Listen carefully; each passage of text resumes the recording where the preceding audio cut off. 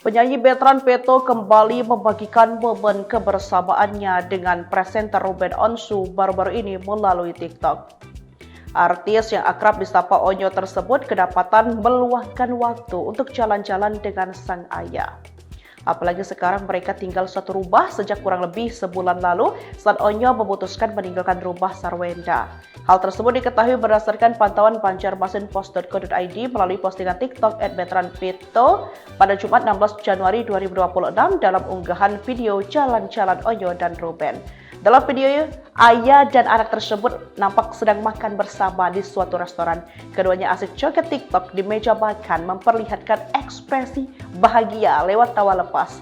Terpantau melalui kolom komentar juga postingan tersebut, warganet ramai menyoroti ekspresi bahagia Onyo sewaktu bersama Ruben Onsu.